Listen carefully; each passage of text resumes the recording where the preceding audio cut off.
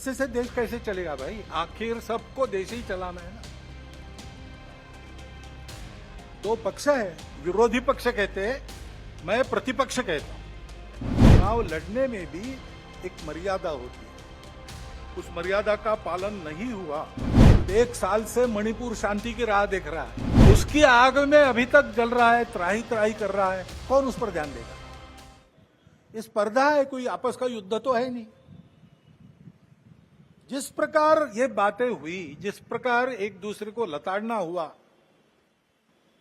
जिस प्रकार प्रचार के दौरान हमारे करने से समाज में मनमुटाव बढ़ेगा, 2 गठ बटेंगे, आपस में शंका संशय उत्पन्न होगा, इसका भी ख्याल नहीं रखा गया और विनाकारण संघ जैसे संगठनों को भी उसमें खींचा गया।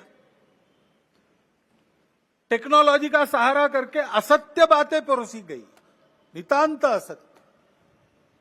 क्या शास्त्र का, विज्ञान का, विद्या का ये उपयोग है? सज्जन विद्या का ये उपयोग नहीं करते।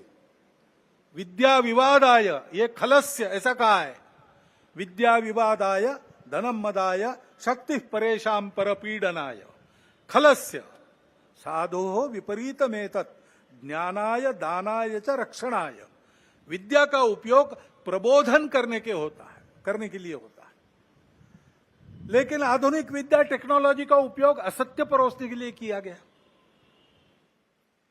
ऐसे से देश कैसे चलेगा भाई? आखिर सबको देश ही चलाना है ना।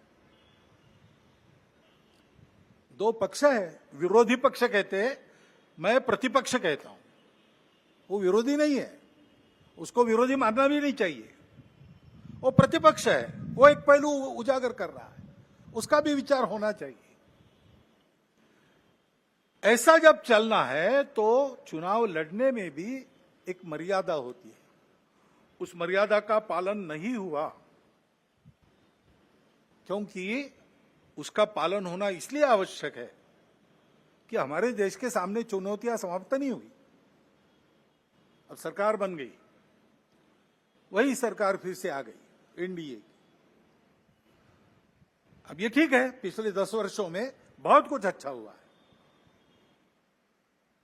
आर्थिक हमारी स्थिति, आधुनिक दुनिया जिन मानकों को मानती है, जिसके आधार पर आर्थिक स्थिति का मापन करती है, उनको लगाए तो हमारी आर्थिक स्थिति बहुत अच्छी हो रही।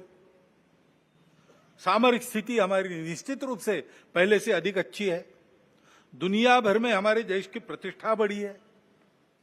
कला क्षेत्र में, क्रीड़ा क्षेत्र में, ज्ञान विज्ञान के क्षेत्र में, संस्कृति के क्षेत्र में हम सब लोग विश्व के सामने आगे बढ़ रहे हैं। हमको धीरे धीरे मानना विश्व के प्रगत देशों ने भी शुरू किया है।